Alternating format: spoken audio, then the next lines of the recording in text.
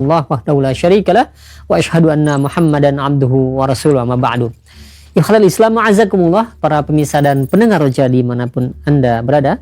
Beberapa saat lagi kami akan hadirkan ke ruang dengar Anda dan ke layar kaca Anda kajian yang kami pancarluaskan dari Masjid Al-Barkah, Jalan Pahlawan, Kampung Tengah Cilengsi atau Komplek Radio Roja, yang mudah-mudahan kita bisa mengambil faedahnya. Dan kami mengucapkan selamat menyimak, semoga bermanfaat. Roja TV, saluran pemahaman Quran dan kajian Islam.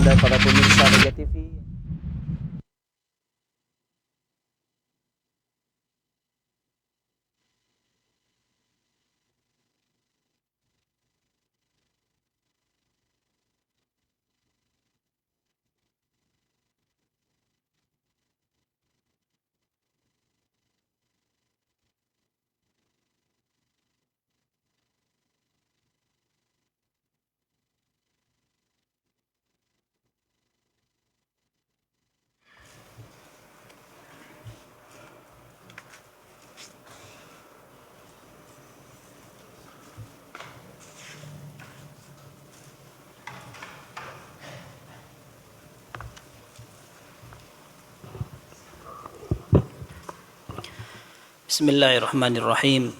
Assalamualaikum warahmatullahi wabarakatuh. Alhamdulillahi rabbil alamin.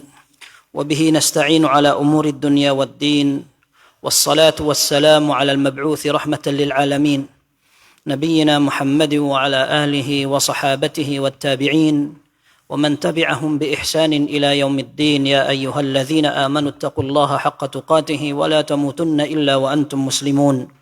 يا أيها الناس اتقوا ربكم الذي خلقكم من نفس واحدة وخلق منها زوجها وبث منهما رجالا كثيرا ونساء واتقوا الله الذي تساءلون به والأرحام إن الله كان عليكم رقيبا.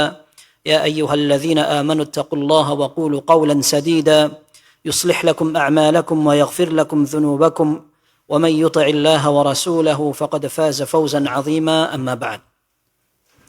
Ikhwah sekalian, tadi pagi kita pelajari bahwa di antara mizah atau keistimewaan Ahlus Sunnah ketika mereka menggabungkan antara ilmu dan amal. Tidak ada orang yang ingin menunjukkan kejujuran dalam iman kecuali dia adalah orang yang semangat dalam beramal. Maka kita melihat dari sejak awal generasi umat Nabi sallallahu alaihi wasallam, orang yang paling bersemangat mempelajari dan mereka mendulang ilmu wahyu Quran dan hadis langsung, dan mereka menjadi contoh dalam salat, Quran, sedekah, perjuangan, pengorbanan dan seterusnya. Dan ini diikuti oleh para ulama setelah mereka. Tabi'in menjadi orang yang gigih banget dalam salat malam. Kita bayangkan orang yang suka ibadah adalah zuhad, ahli-ahli ibadah, istilahnya seperti rahib-rahibnya kaum muslimin. Tapi ternyata tidak. Justru ulama yang menjadi orang di depan dalam menghidupkan sunnah haddatsana wa akhbarana, mempelajari hadis yang kini barangkali hampir sirna. Ternyata salat mereka panjang, tadabbur dalam Al-Quran mereka betul-betul kelihatan sekali.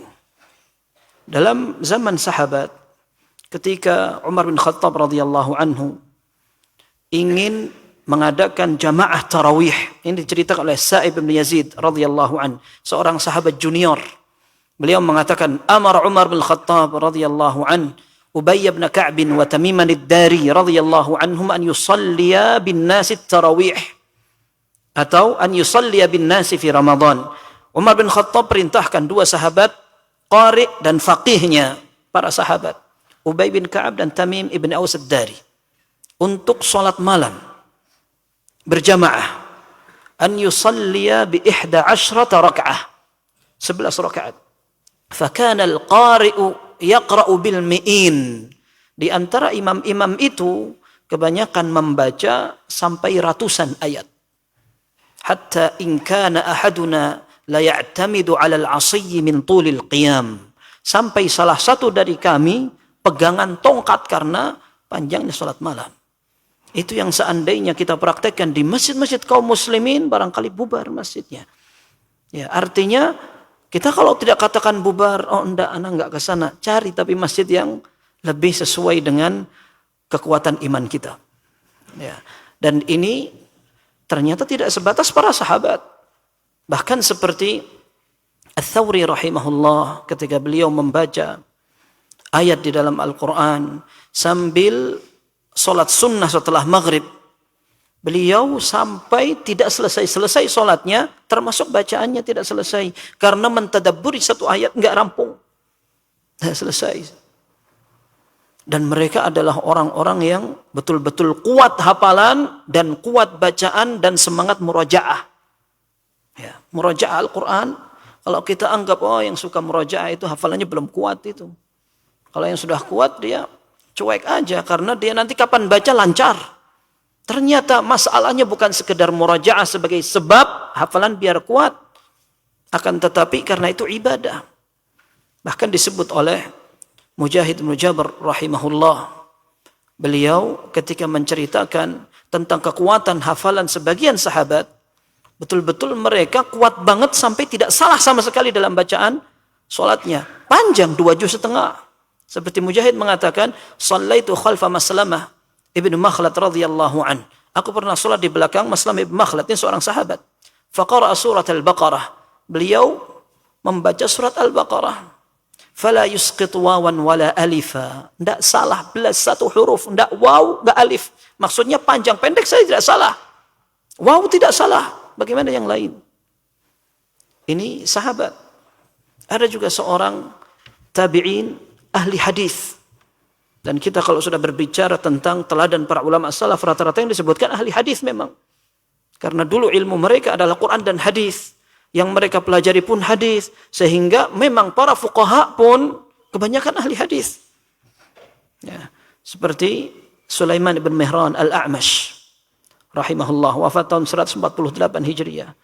Beliau kana ya'ridul Qur'ana fayumsikuna alaihi al-mushaf. Jadi beliau setor hafalan, oleh murid-muridnya dipegangin mushaf untuk nyemak istilahnya. Kalau salah dibenerin. Ternyata fala yukhti'u harfan wala yazidu harfa. Tidak pernah salah, tidak juga kurang satu huruf pun. Artinya mereka murajaahnya semangat, sholatnya panjang. Dan ternyata ini identik memang. Orang semakin belajarnya semangat, biasanya amalnya juga semangat. Dan kita akan bahas pada malam hari ini tentang poin kedua dan ketiga. Dan poin ketiga adalah penekanan untuk menghafal.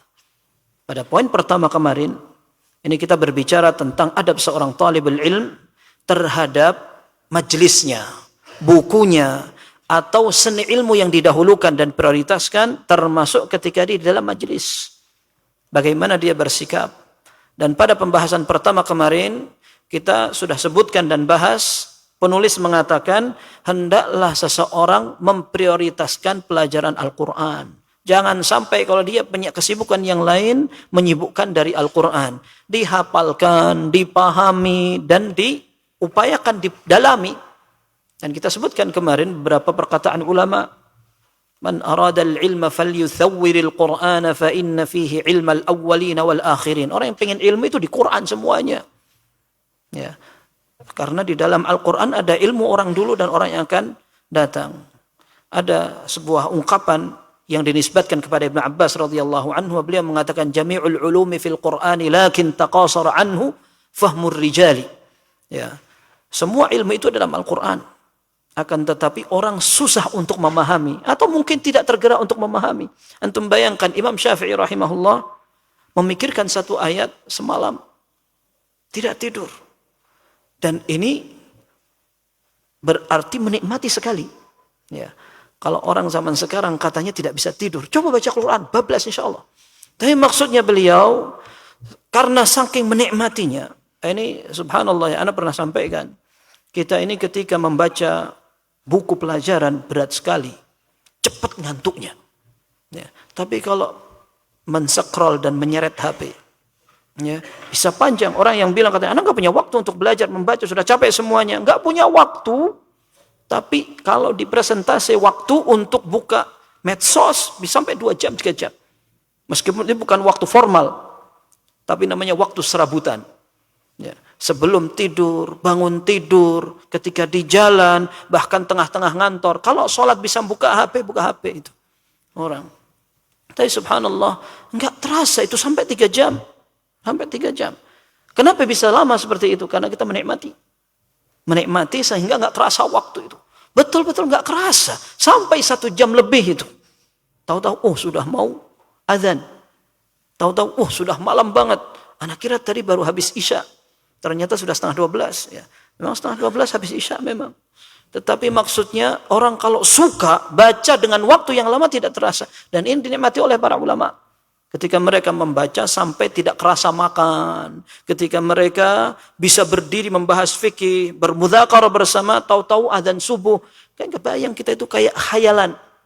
Kayak kisah legenda yang sudah lewat. Kita seolah-olah tidak bakal menemui orang seperti itu. Kalau Al-Khatib Al-Baghdadi rahimahullah. Beliau cerita ada seorang ulama membaca Sahih Bukhari dalam waktu 3 hari. Ya. Kemudian itu di zaman para ulama sebelumnya. Setelah Imam Bukhari ada kisaran tahun 300-an. Begitu. Al-Khatib Al-Baghdadi hidup di abad ke-5, 463. Ketika beliau menyebutkan itu, bukan, malah Khatib Al-Baghdadi sendiri. Al-Khatib Al-Baghdadi rahimahullah, beliau membaca Sahih Bukhari 3 hari. 3 majlis. Ya. Yang pertama, beliau baca dari zuhur sampai malam. Yang kedua, hari kedua, dari zuhur sampai malam. Yang berikutnya dari pagi sampai malam. Hatam itu Sahih Bukhari. Ya. Dan ternyata Az-Zahabi yang menyebutkan kisah itu. Az-Zahabi meninggal tahun 748 Hijriah. Orang yang hidup di zaman abad ke-8 Hijriah. Antara mereka 400 tahun. Beliau mengatakan, wa hadza syai'un la adhunnu min ahli zamani yastati'uhu. Ini barangkali tidak bisa dilakukan orang zaman sekarang. Beliau tinggal di abad ke-8, mengisahkan tentang orang yang di abad 5. Antara mereka sekitar 300 atau 400 tahun. Beliau mengatakan, kalau orang zaman sekarang baca Sahih Bukhari sampai 3 hari, barangkali enggak ada itu. Ya. Kalau zaman sekarang, kita yang cerita, zaman sekarang, orang sama hadis takut. Ya. Enggak mau belajar karena susah, enggak mau belajar karena memang dia merasa tidak butuh. Ya. Sehingga kalau kita mau jujur, Sahih Bukhari dan Muslim, banyak yang tidak pernah kita dengar hadisnya. Sampai kita terheran-heran. Ada sebuah pembahasan, ternyata hadis ini tidak pernah kita dengar, ada dalam Sahih Bukhari. Apalagi fikihnya. Nah, maka ikhwas sekalian, kita ingin melatih dengan ibadah dan rutinitas, kemudian sabar. Ya, karena belajar itu juga ibadah.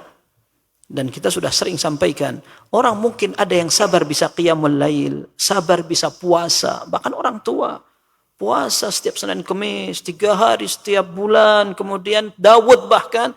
Tapi untuk belajar butuh kesabaran selain pemahaman. Maka kita katakan arahan para ulama itu penting banget. Dan kemarin yang betul-betul kita tegaskan, hati-hati dari belajar sendiri. Sebagian orang sampai istilahnya menutup rumah perpustakaan pribadi karena siap untuk iktikaf di depan buku-bukunya. Belajar sendiri. Ini yang sering atabil ajaib. Ya, ketika datang fatwa-fatwanya menyelisihi para ulama yang lain. Ya, karena hukum asalnya belajar itu kepada para ulama. Sehingga tidak salah paham kita. Dan ada orang-orang yang sampai seperti itu. Mungkin jadi kutu buku dia. Kutu buku. Tapi nggak pernah belajar di para ulama. Hukum asalnya orang itu belajar membaca kepada alim. Ini hukum asalnya. Kalau tidak bisa, setidaknya dia memahaminya melalui arahan para ulama. Dan zaman sekarang, kalau seandainya kita tidak bisa datang ke majelis, minimalnya arahan buku syarah maupun rekaman, setidaknya lebih baik dari tidak ada. Para ulama mengatakan rekaman itu tidak mewakili. Rekaman tidak mewakili majelis. Akan tapi yang jelas, ketika orang membaca sendiri, ini merupakan salah satu dari penyebab bala di tengah kaum muslimin. Sehingga nanti fatwanya Ada perselisihan, tapi perselisihan yang tidak pernah ada di zaman dulu. Muaranya adalah karena sebagian orang merasa bahwa dia mampu untuk baca sendiri, otodidak. Ya, ini bahaya sekali. Baik, pembahasan yang kedua, Al-Imam Ibnu Jama'ah rahimahullah mengatakan, an yahdhara fi ibtida'i amrihi min al-ishtighali fil ikhtilafi bainal ulama'i aw bainan nasi mutlaqan fil aqliyati was sam'iyat. Dia menghindari di awal belajarnya membaca buku-buku yang khilaf. Pertama pengen belajar, baru hijrah, langsung cari perbedaan pendapat di kalangan ulama. Apalagi perbedaan pendapat di kalangan orang awam.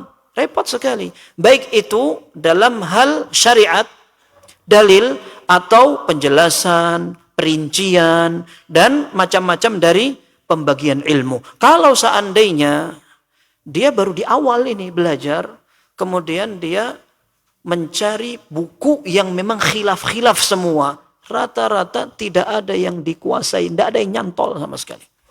Ya, disebutkan fa innahu yuhayyiru adh-dhihna wa yudhishul aql, karena bisa memecah fokus perhatian dan otak ini menjadi bingung. Ya.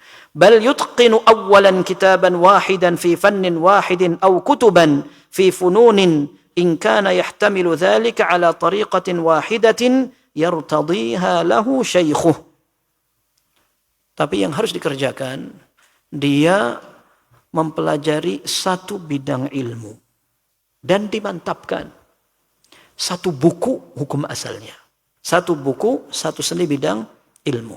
Kalau dia memang pengen mempelajari beberapa konsentrasi ilmu, tidak apa-apa. Tapi dia mengusahakan untuk memilih buku yang tidak ada khilafnya. Satu pendapat saja. Ya, dan ini juga dengan arahan guru. Artinya dia milih buku apa yang kira-kira bisa membuat dia paham secara dasar. Guru yang paling tahu. Sekarang misalkan kita ini barangkali hampir mayoritas ya. Kemarin Syekh mengingatkan, barangkali sebagian kaum muslimin tidak pernah mempelajari tafsir dari awal sampai akhir. Dulu Anda pernah sampaikan, salah satu guru besar kami di Jamiah Islamiyah mengatakan, antum ahli atau mutakhassis. Istilahnya orang yang memang belajar di satu jurusan hadis. Tidak pernah membaca Sahih Bukhari dan Muslim. Atau minimal hadis yang dikumpulkan antara riwayat Bukhari dan Muslim. Tidak pernah hatam sama sekali. Ini aib, kata beliau. Baik, kita kalau mau baca, apanya yang didahulukan? Tahu-tahu ada orang bilang, saya mau terjemahan Fathul Bari. Ana Masya Allah beberapa hari yang lalu lihat ada terjemahan Fathul Bari.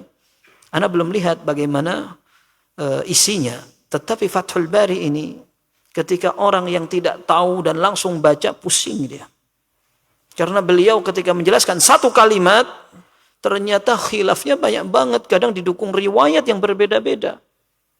Ketika beliau menjelaskan tentang Lailatul Qadar, beliau mengatakan, ini ana jelaskan sampai 40 pendapat. Kapan Lailatul Qadar terjadi? Itu orang pusing gak jadi Lailatul Qadar.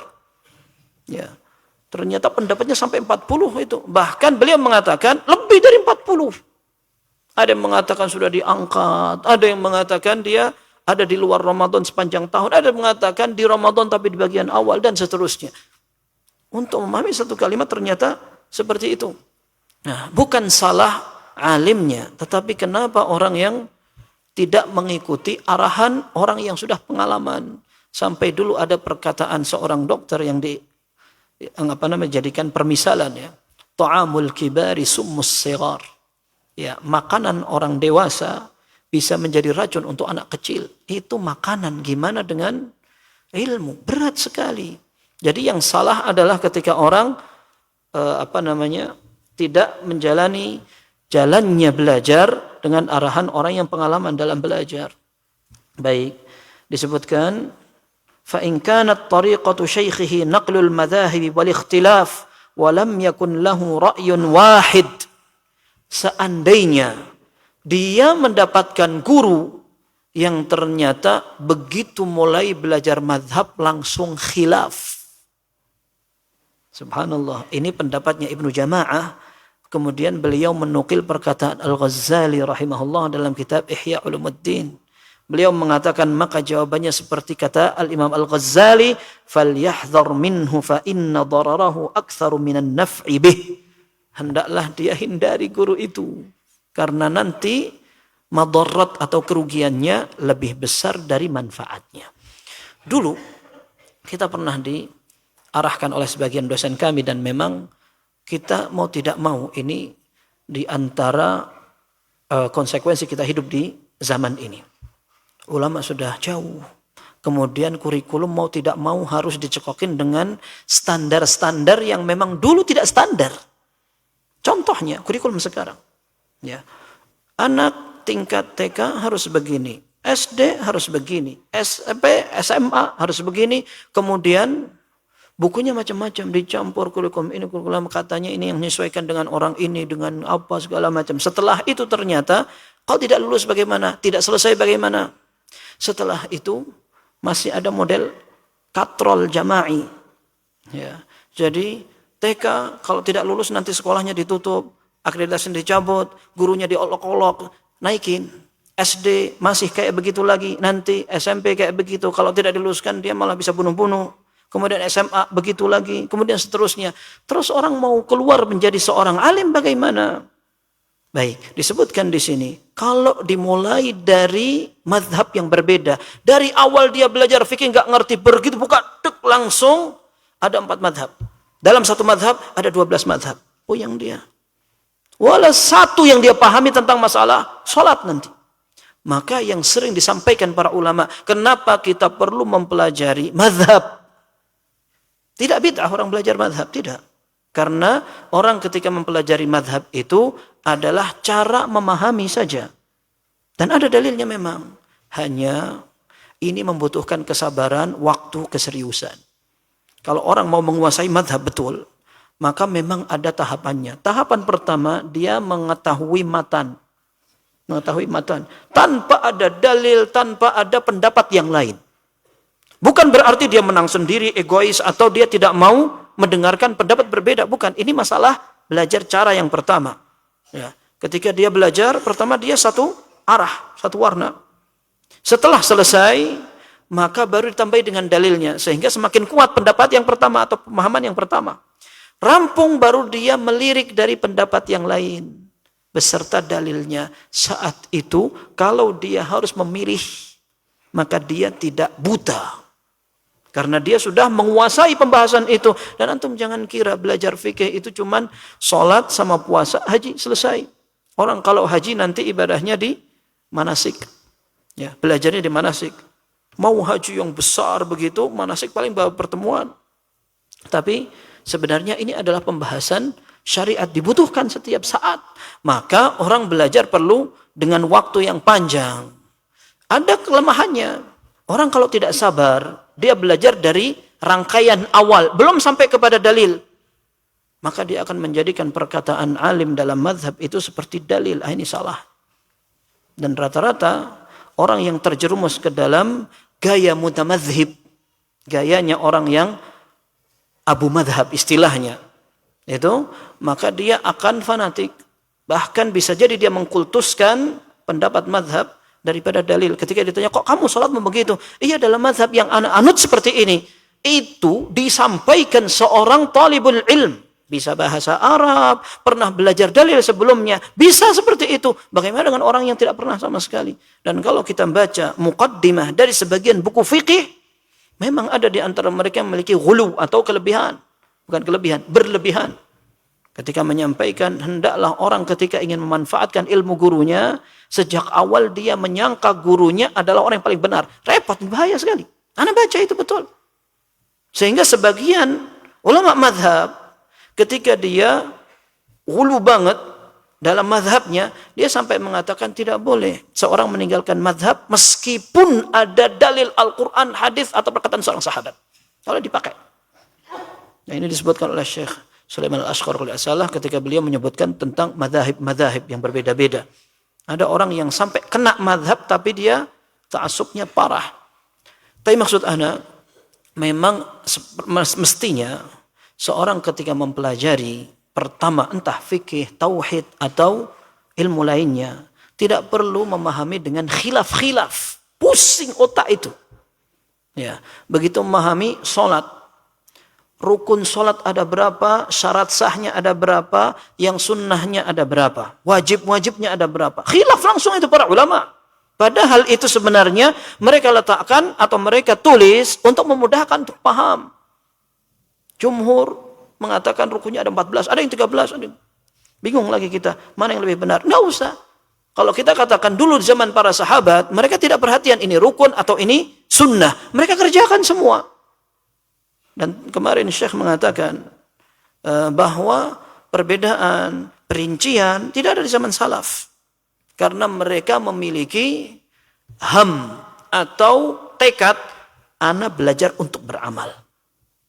Sekarang orang banyak belajar tidak untuk beramal, tapi bahkan untuk menunjukkan madhab. Ya. Padahal dulu para ulama ketika belajar tujuannya untuk beramal. Maka kemarin Syekh juga menekankan itu. Beliau ditanya tentang hukum negara kita ini negara Islam atau negara bukan Islam. Kata beliau, apa manfaatnya? Kalau negara Islam mau apa? Kalau tidak Islam mau apa? Lalu beliau panjang lebar memberikan contoh bahwa kita perlu mengarahkan murid-murid dan para pelajar agar kalaupun mereka bertanya, mereka tahu ini sebenarnya untuk apa bertanya, mau diamalkan? Terus kira-kira memang manfaat atau tidak begitu. Nah, akhirnya beliau juga jawab. Beliau akhirnya jawab. Tapi beliau ingin menegaskan ini adalah pendidikan yang namanya al-murabbun atau orang yang mendidik adalah orang yang mengajarkan ilmu itu sigharil ilm qabla kibarihi. Yang diajarkan itu yang ringkas kemudian baru yang luas. Beliau sebutkan bahwa negara manapun dikatakan negara Islam ada kunci dan ciri. Di antara cirinya adalah kalau syiar Islam dibiarkan bahkan didukung, itulah negara Islam. Beliau sudah itu selesai masalah. Ana ringkas pada antum. Apa syiar-syiar Islam? Salat jamaah, salat Jumat, ada azan, hari raya, haji, semuanya dipersilahkan dengan bebas sebebas-bebasnya. Itu merupakan contoh negara Islam. Selesai sudah. Kekurangan tidak ada yang sempurna. Bahkan lawan politik sampai dibunuh, sampai apa banyak. Pengkafiran banyak dari zaman Ali radhiyallahu anhu. Kalau ada orang mengatakan, loh dulu khalifah, semua sekarang sudah ada khalifah. Maka kita katakan bahwa sejak zaman sahabat masih ada, pun sudah ada perpecahan. Ada yang menguasai di sini, ada yang menguasai di sini. Tapi tidak ada satu ulama pun yang mengatakan, oh ini sekarang sudah tidak satu suara. Tidak ada satu khalifah lagi sekarang. Sudah nggak usah taat. Nggak ada di antara ulama salaf yang seperti itu memahaminya. Nah, ini istitrat namanya. Ini namanya tambahan. Tapi tambahan ini melebar. Jadi nggak selesai kita baca buku ini. Ini termasuk yang sebenarnya tahdzir. Ya. Nah, beliau mengatakan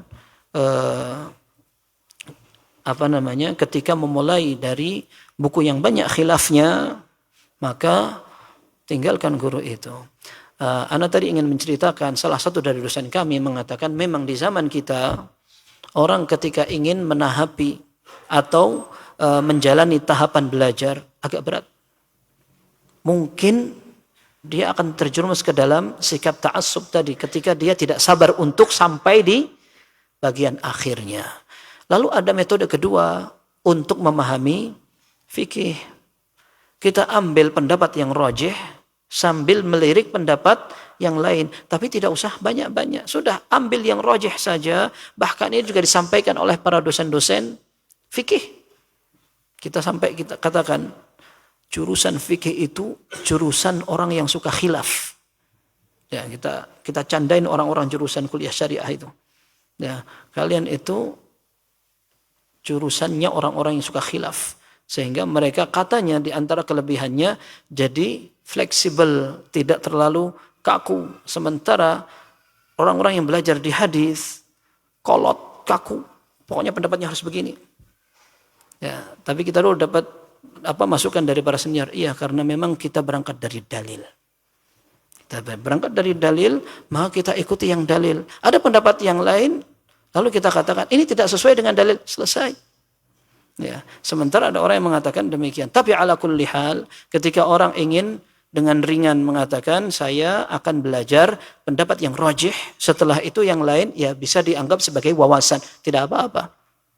Dulu sebagian dosen kami yang fikih mengatakan ketika kalian pulang tidak usah disampaikan khilaf-khilaf itu, sampaikan pendapat yang rajih sama dalilnya, selesai, agar orang ketika beramal tidak bingung. Dan itu tujuannya. Nah, sekarang tidak usah belajar fikih yang khilaf-khilaf aja, yang tidak sholat banyak sekali. Bagaimana kalau mereka datang ke masjid kemudian hati-hati, cara sujud ini ada yang membolehkan begini, yang tidak membolehkan kayak gini. Orang betul-betul bingung, nggak mau ngaji lagi. Ya. Kemudian disebutkan di sini, وَكَذَلِكَ يَحْذَرُ فِي ابْتِدَاءِ طَلَبِهِ مِنَ الْمُطَالَعَاتِ فِي تَفَرِيقِ الْمُصَنَّفَاتِ فَإِنَّهُ يُضَيِّعُ زَمَانَهُ وَيُفَرِّقُ ذِهْنَهُ. Demikian pula hendaklah dia menghindari ketika di awal belajarnya untuk membaca buku yang berbeda-beda. Buku yang berbeda-beda artinya satu pembahasan hadis misalkan. Dia ambil buku yang banyak. Ya. Buku yang tentang Alfiyah, yang syarah ulama yang ini, kemudian ambil lagi begini. Dan dia belum selesai semua, tapi dia gabung-gabung, maka dia pusing. Capek sekali. Ya, bahkan perhatiannya akan hilang. Bahkan kata Syekh Shalih Al-Utsaimin, bahkan dia bisa kehilangan idealismenya. Pusing dia, akhirnya biarin aja. Begitu. Bal yu'til kitab alladhi qara'ahu awil fanna alladhi ya'khudhuhu kulliyatahu hatta yutqinah. Akan tetapi dia fokus pada satu pembahasan atau satu buku yang dia baca atau satu disiplin ilmu yang dia pelajari sampai dia paham. Sampai dia paham. Ya. Dan sebenarnya fikih ini panjang. Orang kalau mau belajar fikih ini akan memakan waktu yang tidak sebentar. Fikih itu kalau kita sering dengar dari para ulama, pembagiannya ada masalah ibadah. Ibadah ini panjang sekali. Dari taharah, salat, puasa, zakat, haji, kemudian janaiz. Kemudian nanti ada muamalat. Muamalat itu seperti transaksi-transaksi yang haram. Kenapa dilarang? Karena tidak jelas, karena ada riba, karena ada gharar atau penipuan dan seterusnya. Kemudian contoh-contohnya disebutkan, lalu khilafnya bagaimana? Ada kayak gitu. Kemudian yang berikutnya tentang jinayat. Jinayat itu kriminal. Banyak sekali orang bunuh, orang motong, orang mukul atau pembunuhannya dalam model seperti ini. Kalau ada orang dibunuh tapi ternyata nggak ketahuan siapa pelakunya, itu semua ada pembahasannya. Kemudian ada masalah uqud, akad-akad, nikah, cerai. Kemudian ada ila, zihar dan seterusnya. Panjang banget itu. Itu mungkin kita sampai pada pembahasan kedua, pembahasan yang pertama sudah lupa. Ya, karena saking panjangnya. Kalau kita membahas satu pembahasan aja, bukunya kebanyakan, maka akan membuat konsentrasi kita terpecah. Baik. Maka semestinya dia mencari buku-buku ringkas tapi gampang dipahami. Nah, dari sini dia berangkat nanti, dikembangkan, kemudian nambah buku yang lain. Tapi selesai dulu dari yang pertama. Begitu. Baik. Wa kadzalika yahdharu min at-tanaqqul min kitabin ila kitabin min ghairi mujib, fa innahu alamatud dajari wa adamil falah. Demikian pula hendaklah dia menghindari kebiasaan pindah bacaan sebelum selesai. Ini dulu kita ditegur oleh salah seorang guru kita, ustadz kita yang senior. Dibilang, ente baca buku, rampungkan, perjuangkan. Jangan membaca buku yang baru sampai buku yang pertama selesai. Kalau memang kita tertarik banget, Masya Allah ini sudah pengen banget lihat bukunya ini. Iya, taruh depan biar tambah semangat untuk menyelesaikan yang pertama. Karena biasanya, ini disebutkan di sini, biasanya orang yang tidak selesai baca buku, ini merupakan tanda tidak akan sukses dan dia gampang ngamuk. Tidak sabar dia. Akhirnya belajarnya ya suka kayak begitu. Baca nggak selesai, baca nggak selesai. Dan subhanallah, di zaman sekarang kita sering atau bahkan bisa jadi semacam kebiasaan. orang belajar di semester ini kurikulum nggak selesai. Orang belajar mata kuliah ini satu semester nggak selesai. Sampai sebagian masyayikh kita mengatakan, antum usahakan kalau sudah tahu poin-poin yang antum harus pelajari di sini, kemudian dosen antum tidak selesai, antum selesaikan sendiri di liburan. Karena antum yang rugi. Mestinya porsi antum segini nggak selesai, antum rugi. Antum akan serahkan guru antum. Itu urusan lain. Dia akan berhadapan dengan Allah Azza wa Jalla sendiri. Tapi antum sendiri sekarang, antum yang butuh. Antum selesaikan. Tapi sekarang kita katakan hampir menjadi sebuah kebiasaan di berbagai level pendidikan. Dan ana yakin, seingat ana, dulu ketika ana belajar di SMA juga, hampir setiap buku kita tidak dijelaskan. Ini kurikulumnya harus sampai mana. Memang sengaja tidak dijelaskan. Tapi memang nanti begitu masuk semester berikutnya ganti buku. Berarti kan nggak selesai sama sekali. Sampai sebagian dosen kayak mengatakan lebih baik selesai kurikulum itu meskipun tidak terlalu kesana kemari daripada kesana kemari tapi cuma dapat sepertiganya. Tapi ala kulli hal kita katakan yang seperti ini kebiasaan yang negatif banget. Ya.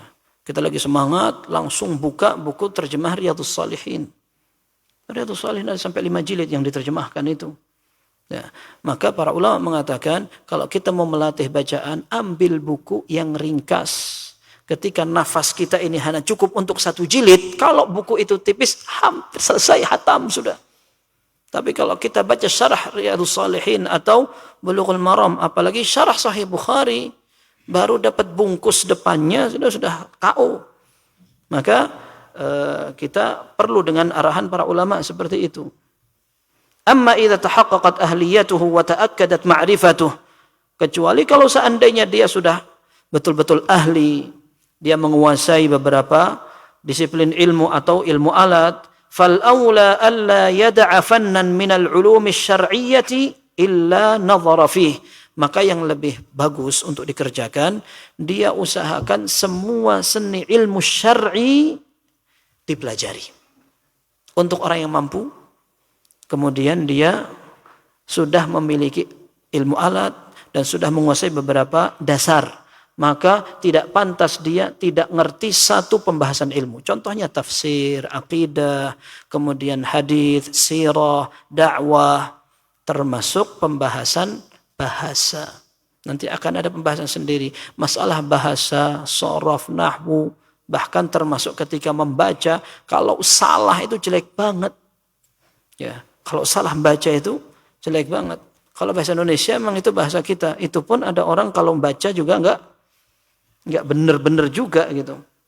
Tapi maksudnya ini untuk orang yang memiliki kelebihan, maka sudah sepantasnya dia menggabungkan semua ilmu itu agar dia tidak buta dalam beberapa disiplin ilmu yang tidak dia kuasai banget. Fa in sa'adahul qadar wa tulul umur. Kalau ternyata Allah takdirkan dia panjang umurnya, maka alat tabahhuri fihi fadhaka, dia memiliki kesempatan yang lebih panjang untuk lebih mendalami ilmu-ilmu yang berbeda-beda itu. Wa illa faqad istafada minhu ma yakhruju bihi min adawatil jahli bidzalikal ilm. Minimalnya dia sudah keluar dari ketidaktahuan.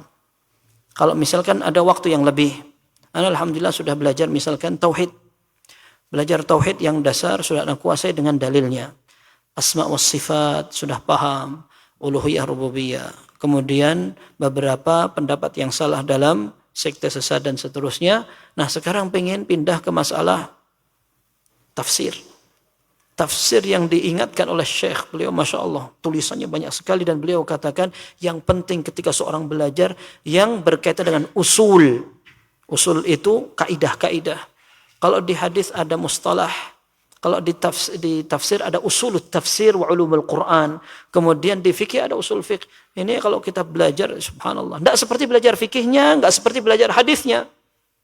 Karena belajar fikih, belajar hadis, belajar Quran, tafsirnya itu adalah marhalah atau tingkatan setelah kita menguasai ilmu alatnya. Maka beliau katakan, ini ilmu kalau seandainya kita ingin kenalan, maka cari referensi yang singkat.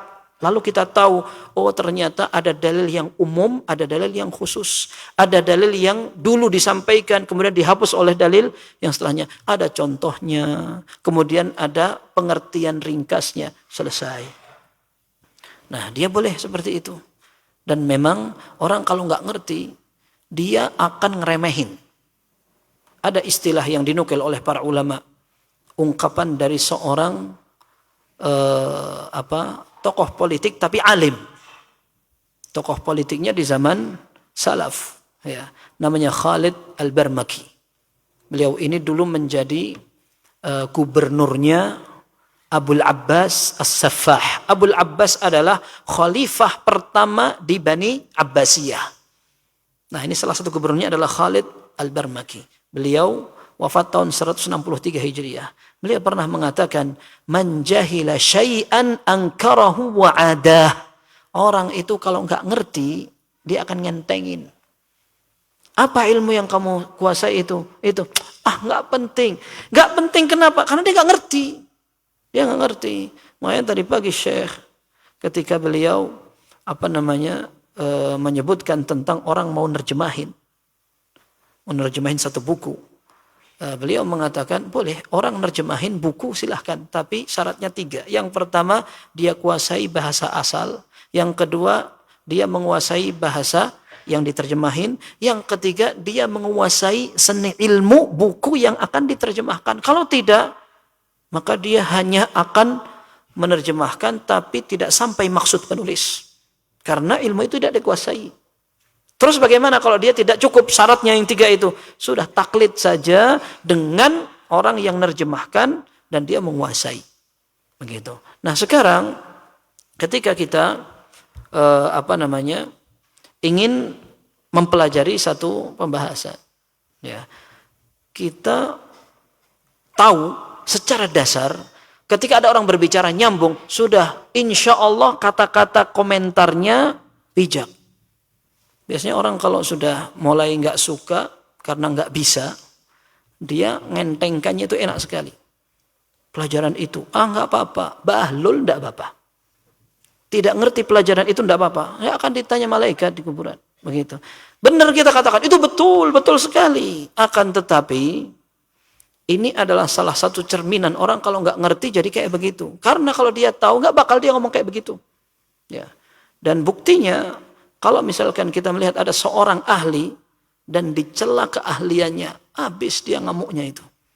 Ente nggak paham aja banyak ngomong, begitu. Maka kita katakan kalau ada orang yang Allah kasih kelebihan waktu, kelebihan kemampuan, maka dia perlu memahami itu semua, tetapi sekadarnya biar dia tidak nol, dia ngerti itu. Ya, tafsir, sirah, dan ini sebenarnya yang dipraktekkan di berbagai lembaga masa kini.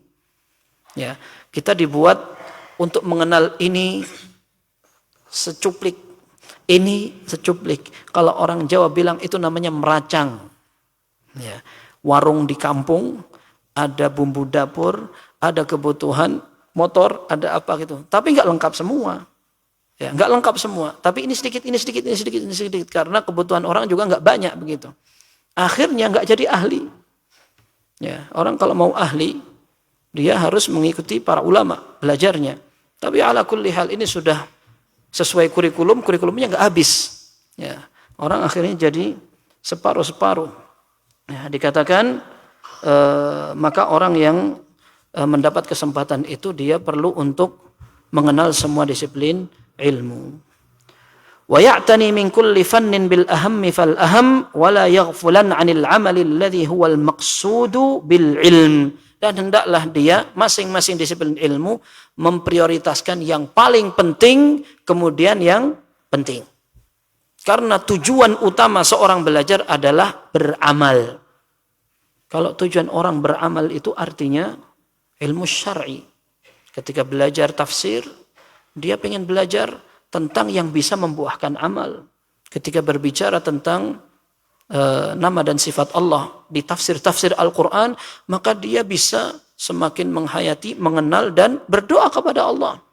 Ya, ketika berbicara tentang fikih, maka dia mempelajari itu untuk diamalkan, bukan hanya sekedar teori dan dibangga-banggakan sebagai pakar dalam madhab tertentu. Baik, kita berpindah ke poin ketiga. Ini yang kita sebutkan tadi tentang masalah hafalan. Ats-tsalitsu an yusahhiha ma yaqra'uhu qabla hifdhihi tashihan mutqana. Hendaklah dia membetulkan bacaannya sebelum dia menghafal dan membetulkannya dengan teliti. Ya. Imma 'ala syekh atau 'ala ghairihi mimman yu'inuhu. Kalau dia ingin membetulkan, maka dia betulkan di depan gurunya atau orang lain yang bisa membantu membetulkan bacaan sebelum dihafalkan. Thumma yahfadhuhu ba'da dzalika hifdhan muhkama. Baru setelah itu dia hafalkan dengan hafalan yang kuat. Selesai. Thumma yukarriru alaihi ba'da hifdhihi tikraran jayyida. Setelah dihafal, maka dia ulang hafalan tadi dengan mengulang yang baik. Dengan jumlah, dengan sabar, dengan suara keras, kemudian disetorkan ke orang lain. Begitu. Thumma yata'ahaduhu fi awqatin yuqarriruha litikrari mawadhi'ihi. Kemudian dia berusaha untuk rutin. Rutin memilih waktu khusus untuk mengulangi semua ilmu yang dia hafal. Berarti di sini ada 4 tahapan. Tahapan yang pertama sebelum menghafal. Apa yang dilakukan? Semua yang akan dihafal harus benar. Nanti akan dipertegas lagi. Nanti beliau akan nulis atau menekankan kalau perlu bawa pisau. Untuk apa pisau? Karena dulu orang ketika akan menghapus, yang dihapus itu papan. Jadi dikorek. Atau kulit. Ketika mereka nulis di atas kulit, maka kulit itu nggak bisa dihapus, tapi mereka korek pakai pisau.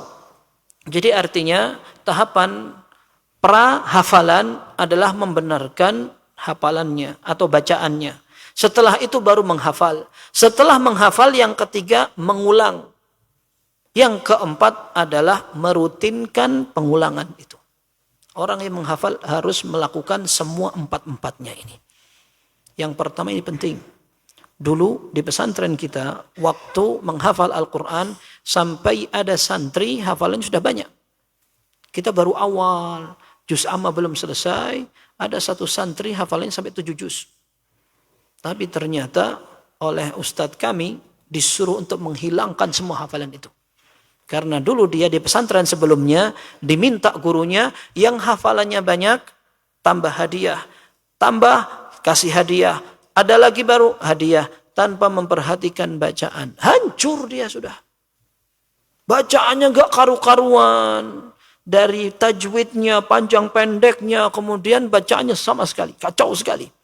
Nah ini kata guru kami dulu, ini gak benar ini. Ini harus kamu lupakan sudah.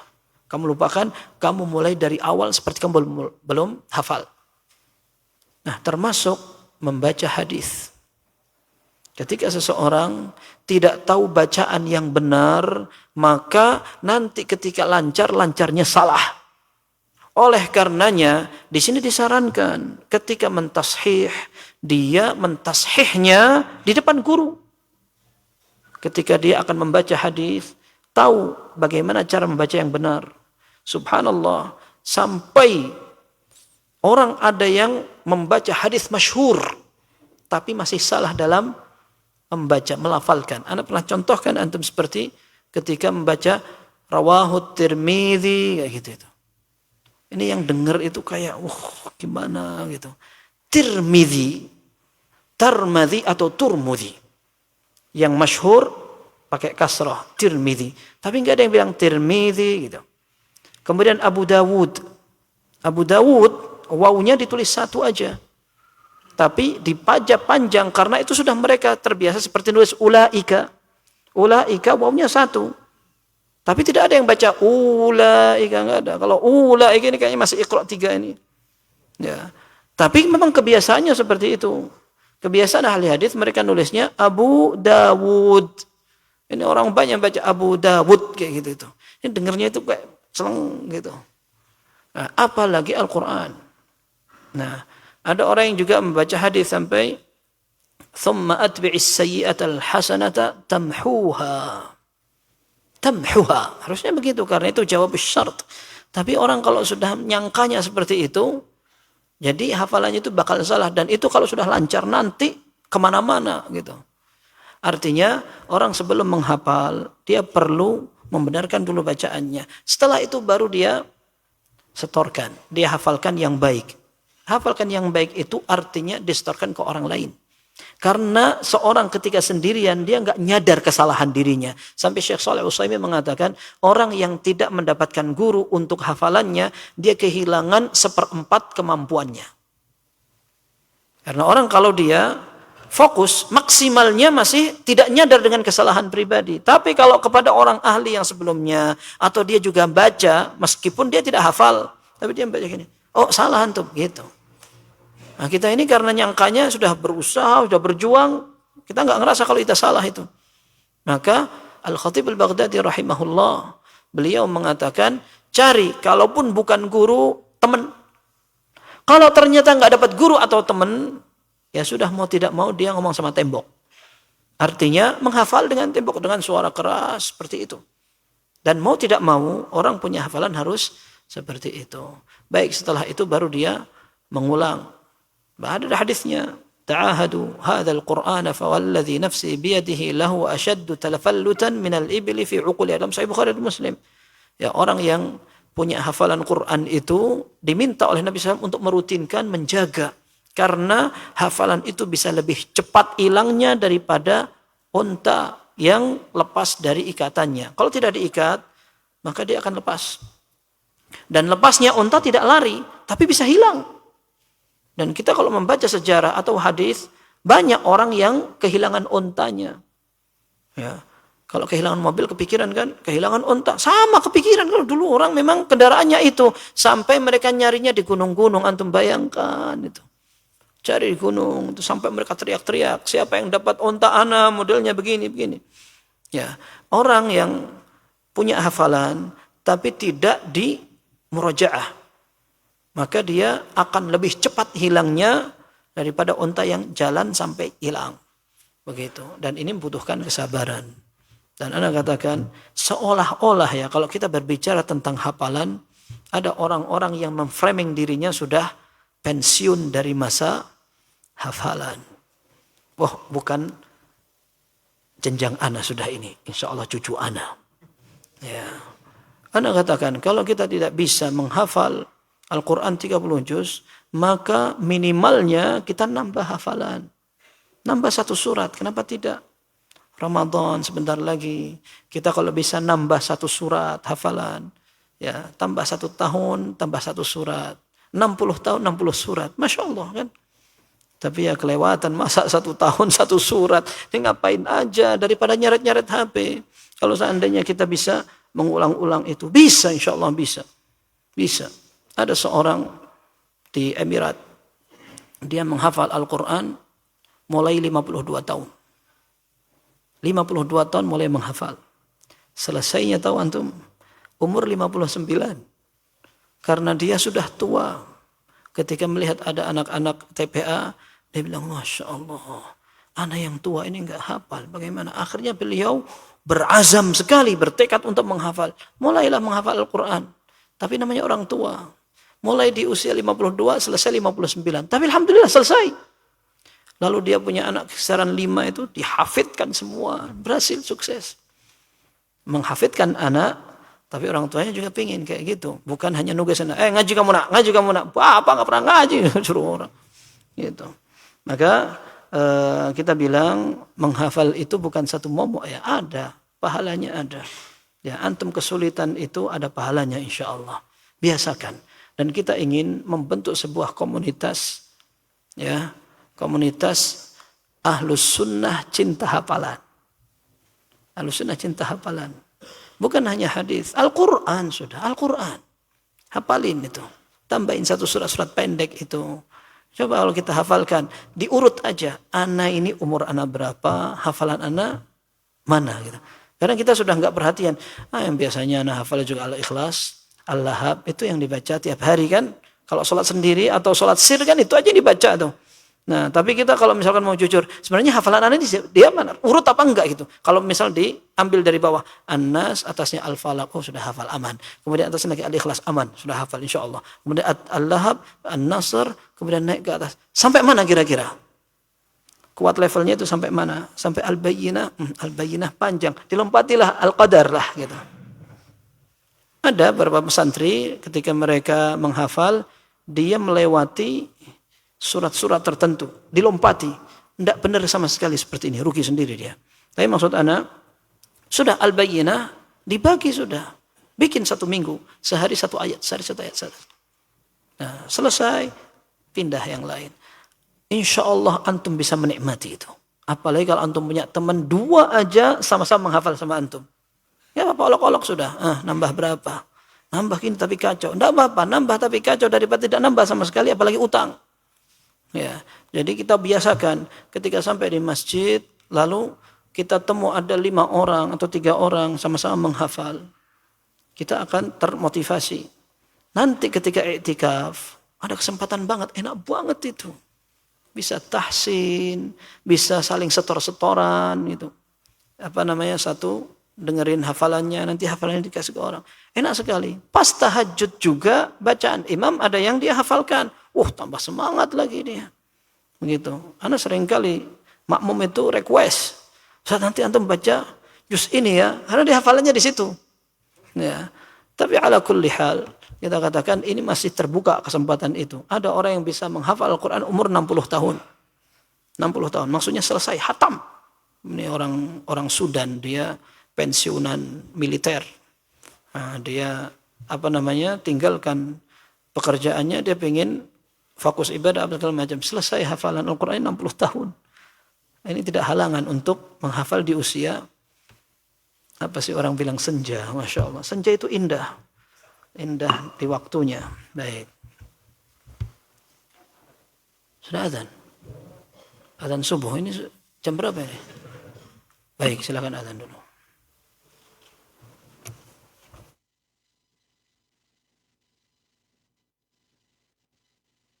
Ikhwatal Islam, untuk selanjutnya kita simak dikumandangkannya adzan untuk sholat Isya bagi daerah Jakarta dan sekitarnya. Allahu Akbar, Allahu Akbar, Allahu Akbar,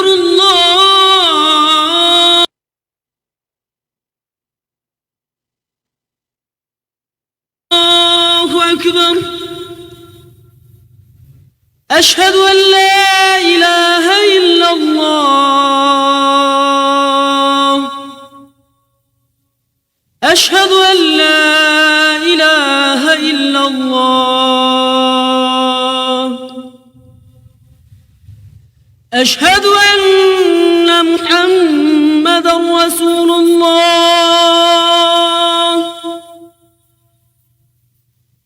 أشهد أن محمدا رسول الله حي على الصلاة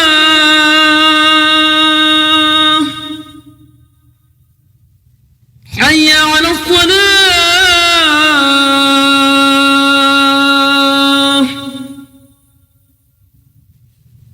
حي على الفلاح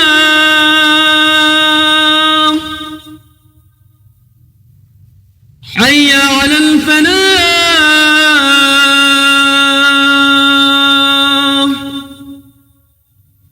الله أكبر الله أكبر لا إله إلا الله.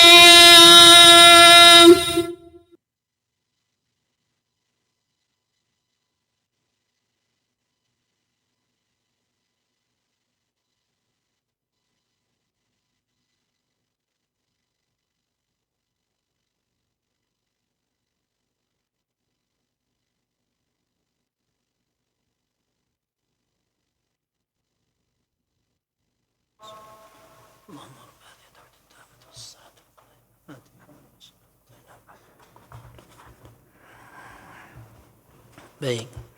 Kita lanjutkan. Wala yahfadhu syai'an qabla tashihihi. Jangan sampai dia menghafal sesuatu sebelum dibenarkan bacaannya. Li'annahu yaqa'u fit tahrifi wat tashif. Karena dia ketika menghafal akan terjerumus ke dalam tashif dan tahrif, merubah nas. Karena dia nggak benerin. Entah tulisan dia salah atau buku yang dijadikan pegangan untuk hafalan salah. Ya. Dan ini sering sekali.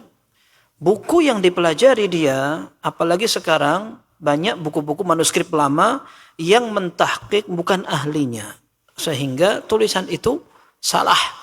Dia sudah hafalkan ternyata kosakata itu salah. Ini akan masuk dalam tashif tadi. Seperti ada beberapa ungkapan yang sampai masyhur tapi masyhurnya salah. Nama orang. Di antara orang yang dikenal dengan kesesatan dalam memahami nama dan sifat Allah. Namanya Bishr al-Marisi. Orang sering membaca Bishr al-Marisi. Yang benar adalah Bishr al-Marisi. Nggak pakai tasydid. Tapi kebanyakan yang menyebar di kalangan para tulabul ilm Bishr al-Marisi. Meskipun ini tidak berkaitan dengan amal, tidak berkaitan dengan teori dan ilmu alat, akan tetapi jelek sekali ketika seorang salah menghafal dan dia sudah di luar kepala, akhirnya ternyata salah. Gitu. Taib. Kemudian disebutkan, وَقَدْ تَقَدَّمَ أَنَّ الْعِلْمَ لَا يُؤْخَذُ مِنَ الْكُتُبِ فَإِنَّهُ مِنْ أَضَرِّ الْمَفَاسِدِ. Dan sudah kita bahas pada pertemuan sebelumnya, kata beliau, Ibnu Jama'ah, tidak boleh seorang mempelajari ilmu hanya dari buku otodidak saja, karena itu akan menjadi kerusakan yang paling besar. Ya. Dulu pernah kita nukil perkataan Abdullah bin Aun rahimahullah yang mengatakan la yu'khadul ilmu illa amman urifa bit-talab. Ilmu ini tidak dipelajari dari seseorang sembarangan aja, tapi dicari orang yang betul-betul berjuang di medan ilmu. Dulu pernah belajar, dulu pernah menghafal, dan memang kelihatan sekali sepak terjang dalam ilmu agamanya. Baru belajar diambil ilmunya. Orang nggak pernah ketahuan, tidak tahu siapa gurunya, dia cuma baca-baca sendiri, apalagi dari internet. Ya, orang ketika ditanya dia bisa jawab-jawab, ternyata cuma ngandalin Google dan AI sekarang. Ini jadi lebih majhul dari AI itu sendiri. Baik, dikatakan wa yanbaghi an yuhdira ma'ahu ad-dawata wal qalama was-sikkina lit-tashih. Hendaklah seorang yang akan menghafal membawa tempat tinta. Tempat tinta berarti dia akan merubah tulisan itu dengan penanya. Dan qalam, penanya, was-sikkin, dan pisau yang tadi kita sebutkan. Pisau itu dipakai untuk menghapus kalau tulisannya di kulit atau kayu. Ya. Wa yadbita ma yusahhihuhu lughatan wa i'raba, dan dia harokatin, tandain semua yang telah dia tulis dan benarkan tadi dari sisi bahasa Arab maknanya atau harokatnya, yaitu i'rab, nahwunya. Kita sebutkan, dan ini diingatkan oleh banyak ulama ya. Kalau kita salah baca sekali dua kali dimaklumi, tapi kalau sering salah ditandain sama orang. Orang ini bacanya ngawur gitu. Nah, orang kalau bacanya sudah tidak perhatian, khawatirnya di makna yang aslinya juga ngawur dia. Bacanya aja nggak beres. Wa idza radda asy-syaikhu 'alaihi lafdhatan wa dhanna anna raddahu khilafu as-sawabi aw 'alimah karrara al-lafdhata ma'a ma qablaha liyatanabbaha laha asy-syaikh. Ini pembahasan untuk mengingatkan syekh kalau syekhnya salah. Ketika dia sedang membenarkan tulisannya bersama guru, tahu-tahu guru bilang, nggak kayak gitu, yang benar begini. Ternyata dia ngerti bahwa yang ditegur syekh itu malah salah. Gitu. Gimana caranya dia mengingatkan? Nah, cara mengingatkannya, dia nggak langsung, syekh salah antum, enggak. Tapi dia ulang lagi bacaan yang tadi dia baca. Siapa tahu ketika guru mendengar dua kali, ingat dia, oh iya yang benar begini. Bisa jadi. Ya, maka cara yang bijak ketika dia dibenarkan oleh guru tapi malah salah, dia ulangi lagi bacaan itu. Siapa tahu memang gurunya sempat lupa. Au ya'ti bi lafdhis shawabi ala sabil istifham, atau dia membaca lafaz itu dengan benar tapi sambil tanya, Syekh, atau kayak gini? Gitu. Yang benar apa yang kayak gini? Farubbama waqa'a dzalika sahwan aw sabqa lisanin li ghaflah. Mungkin gurunya lupa atau memang kecepatan dalam menyampaikan sehingga terluput dari yang benar. Wala yaqul bal hiya kadza. Tidak pantas murid ketika mendapatkan gurunya salah ketika negur, ini memang repot ya. Antum tahu kalau imamnya salah bacaan kemudian dibenarkan oleh makmum tapi benarkannya tambah jauh. Ya, ngotot lagi. Itu sampai ada rekamannya tarawih di Tanah Suci itu, imamnya sudah baca, sudah benar, dibenerin sama makmumnya di belakang. Wah, dibenerin tambah salah tuh. Nah, ini kan yang dengar agak repot tuh. Nah, sekarang kalau ini murid, dibenarkan guru, ternyata pembenarannya salah. Nah, dia enggak pantas dia bilang, "Syekh, antum salah." Gitu. Bal yatalattafu fi tanbihi syaikhi laha, tapi dia sopan, lemah lembut mengingatkan gurunya. Fa illam yatanabbah, kalau gurunya ditegur begitu enggak sadar-sadar, qala fa hal yajuzu fiha kada, dia baru mengatakan, "Syekh, kalau bacanya begini boleh enggak?" Gitu. Fa in raja'a asy-syaikhu ila as-shawabi fala kalam. Kalau gurunya akhirnya kembali ke cara yang benar, alhamdulillah selesai pembahasan. Wa illa taraka tahqiqaha ila majlisin akhar bitalattuf lihtimali an yakuna as-shawabu ma'a asy-syaikh. Kalau ternyata Syekh tetap aja baca dengan gaya yang salah, maka dia tidak perlu mencari yang benar begini. Diakhirkan saja, ditunda, dipending sampai majelis berikutnya. Karena bisa jadi Syekh yang benar ternyata, karena beliau ternyata bersikeras dengan pendapat itu. Bisa jadi karena beliau lebih benar memang. Wa kadzalika idza tahaqqaqa khata' asy-syaikh fi jawabi mas'alah la yafutu tahqiquhu wa la ya'suru tadarukuhu. Demikian pula ketika dia memastikan, oh ini guru saya salah ini. Tapi ketika dia memastikan gurunya salah, kalau seandainya kesalahan itu ditunda negurnya tidak apa-apa, mending ditegur. Mending dipending. Tegurannya mending dipending. Ini juga dikatakan wala ya'suru tadaruku, tidak susah untuk diingatkan berikutnya, enggak apa-apa. Fa in kana kadzalika kal kitabati fi riqa'il istifta wa kaunus sa'ili ghariban aw ba'idan ad-dar aw mushanni'an ta'ayyana tanbihu asy-syaikh 'ala dzalika fil hal bi isyaratin aw tasrih.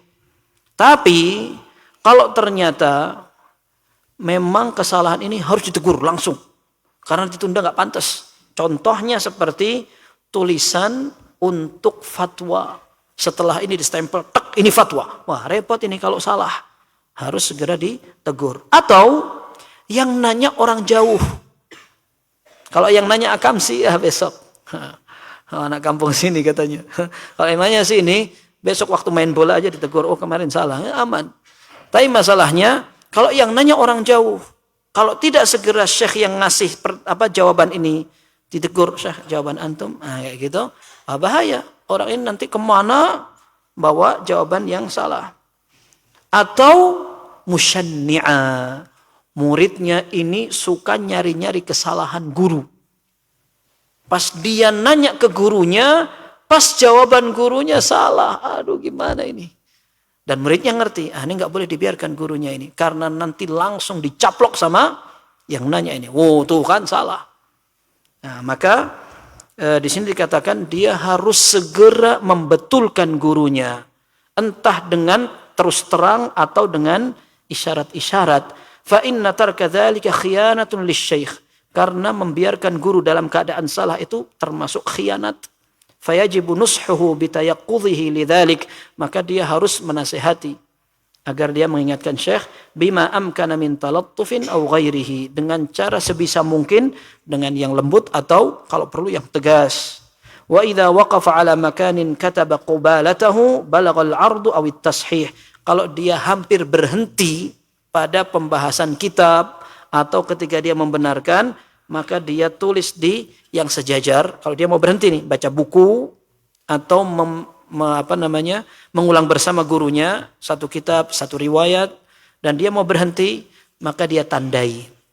Ditandai di sebelah ini balagh. Balagh itu artinya sampai sini. Dulu Syekh Ana waktu S3 ketika menggarap disertasi, kita suka membaca hadis bareng atau syarah hadis bareng ini. Nah, kemudian ketika selesai beliau tulis di pojokan gini, balagh sampai sini. Atau dikasih tanda sahih. Oh, ini berarti sampai sini. Atau tashih. Kalau ahli hadis mereka sampai ada yang memiliki istilah. Setiap selesai dari membaca hadis dengan gurunya dikasih bunderan, nanti bunderannya dikasih titik. Kalau antum belajar di mustalah itu secara rinci, di buku-buku manuskrip lama suka ada kayak begitu, ada tulisan sahih. Sahih itu maksudnya ini sudah ana cocokkan dengan tulisan guru ana. Kadang-kadang di satu hadis pucuk dengan pucuk itu ada bunderan. Bunderan kalau masih melompong berarti belum di muqabalah atau dibenarkan, dicocokkan. Tapi kalau sudah dititikin, nah ini berarti sudah dicocokkan dengan tulisan guru. Ini yang dapat kita pelajari. Wallahu a'lam bissawab. Untuk menyambut Ramadan, kita dianjurkan untuk memperbanyak baca Al-Quran. Pertanyaannya bagi talib atau santri yang hafalannya bisa dibilang sedikit, yang lebih utama bagi dia memperbanyak membaca Al-Quran sampai khatam, atau dia menghafalkan Al-Quran dan membaca Al-Quran hanya menghatamkan satu kali saja. Ya, hukum asalnya kalau dia bisa menggabungkan dua-duanya, menghafal sambil membaca, bagus. Bahkan kalau kita tahu salah satu wasilah untuk menghafal adalah membaca dengan sering. Sampai sebagian masyayikh mengatakan sebelum kita menghafal halaman tugas hari itu, ulang-ulang baca sampai 20 kali. Karena kita bisa hafal dengan gampang ketika kita sudah ulang-ulang. Maka kita banyak melihat kaum muslimin hafal surat Al-Kahfi, hafal surat Yasin, hafal surat Al-Waqi'ah, hafal surat Al-Mulk, karena dibaca berkali-kali setiap akan tidur, hari Jumat, dan seterusnya. Maka ini adalah salah satu metode untuk menggabungkan kalau bisa. Kalau enggak bisa, maka dilihat mana yang bisa diprioritaskan. Kalau dia di santri, di pesantren, mewajibkan untuk setor hafalan, maka dia dahulukan yang wajib. Waktu tersisanya dipakai untuk membaca sebisanya. Seperti itu, wallahu alam. Tapi kalau ternyata misalkan dia di rumah, liburan, dan waktunya memang pendek. Ramadan tinggal 10 hari. Biasanya Ramadan untuk pesantren-pesantren liburnya di 10 hari terakhir. Sudah banyak baca Al-Quran. Banyak baca Al-Quran, nanti hafalnya belakangan. Kalau misalkan dia ingin memperbanyak bacaan, seperti itu, wallahu alam. Ada bertanya bagaimana cara membenarkan atau meluruskan orang tua yang masih salah dalam berzikir setelah sholat. Iya, zikir setelah sholat sunnah, bukan wajib. Ya, artinya ketika seorang salah dan tidak bisa ditegur secara langsung pun alhamdulillah aman. Alhamdulillah aman. Akan tetapi tentu kita tetap berusaha sedikit demi sedikit. Dulu Nabi SAW begini, kemudian doakan. Ya. Didoakan. Kemudian kadang-kadang ketika kita ingin mengingatkan itu tidak harus dengan ngomong, tapi dengan sikap. Ketika orang tua melihat kita tidak pernah zikir gitu, kamu gak pernah zikir, bukan gak pernah zikir, tapi justru bacaan anda lebih panjang dari antum gitu. Nah, orang baru tanya. Kalau orang sudah kepancing bertanya itu berarti dia perhatian. Tapi kalau orang gak pernah bertanya, noleh ma antum aja enggak, ngapain antum capek-capek begitu, nanti malah gak zikir dia, malah debat antum. Jadi intinya dilihat kondisinya dan sedikit demi sedikit sambil didoakan. Ya, kita sering lupa bahwa doa itu penting untuk berdakwah kepada keluarga. Mohon nasihat motivasinya. Anak sudah mulai atau sudah kesulitan belajar bahasa Arab, benar-benar sulit dan pusing. Ya, perlu sabar. Ya, orang baca kadang nggak paham. Kalau tidak paham dilewati sedikit. Nanti baru diulangi lagi, kemudian ditanya. Kalau nggak bisa, ya nggak bisa yang mana? Kadang-kadang orang kalau sudah absen sekali, padahal pelajaran itu nyambung, itu yang bikin dia pusing. Tapi kalau paham yang kemarin, maka insya Allah mudah. Ya, insya Allah mudah. Bahasa Arab itu insya Allah mudah, biiznillah. Ya, minta kepada Allah agar diberi kemudahan sambil mengulang-ulang pelajaran yang kemarin. Kalau tidak paham, tanyakan. Kalau tidak sama ustadz, tanya kawan. Dan tidak masalah bertanya kepada adik kelas yang lebih muda. Tidak masalah. Ini maksudnya bagaimana? Dan kita biasa seperti itu. Di Jamiah Islamiyah ada orang yang sampai setor hafalan itu orang semester Semester 8 setor di orang yang baru semester 3. Karena yang semester 3 punya sanad, kemudian dia di qiraah, itu biasa sekali. Ya, wajar. Tapi ala kulli hal kita nusaddid wa nuqarib, berusaha untuk menggenapkan sebisa mungkin. Apa hukumnya bermakmum terhadap imam yang sering meninggalkan sholat Jumat dengan sengaja dan diganti dengan sholat zuhur? Bukan karena udzur syar'i, tapi karena keyakinan tertentu. Ini repot kalau keyakinan tertentu ini. Ya, keyakinan tertentu tergantung ya. Tapi yang jelas orang tidak Jumatan ini fasik, ini fisik. Ya, ini kefasikan.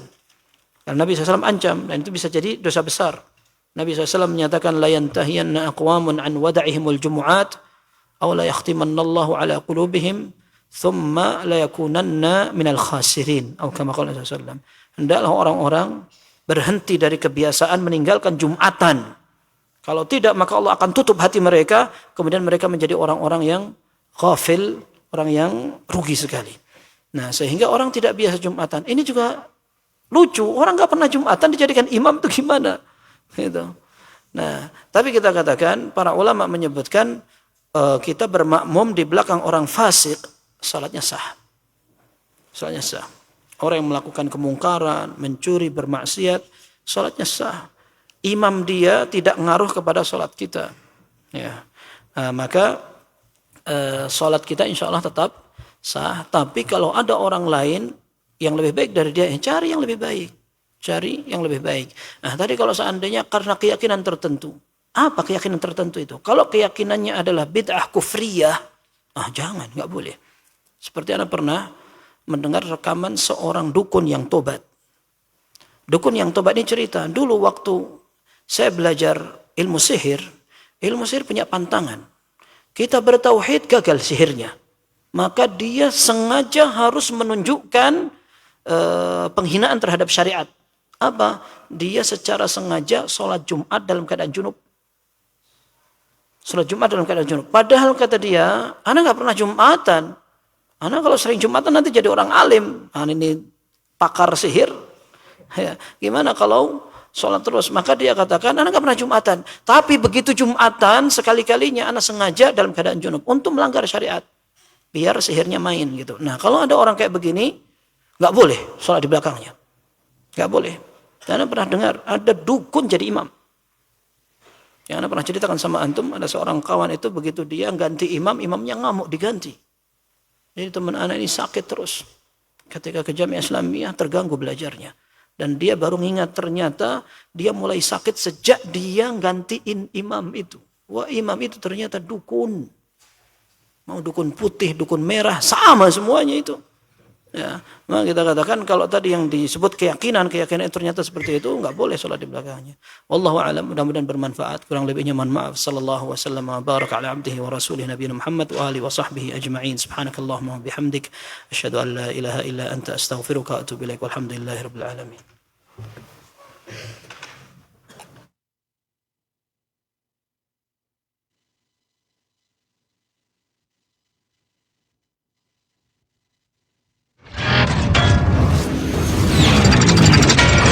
Roja TV. Demikianlah ikhwatal Islam ma'azakumullah, para pemirsa dan pendengar Roja dimanapun Anda berada, kajian ilmiah yang telah kami hadirkan dan kami telah pancarluaskan dari Masjid Al Barakah, Jalan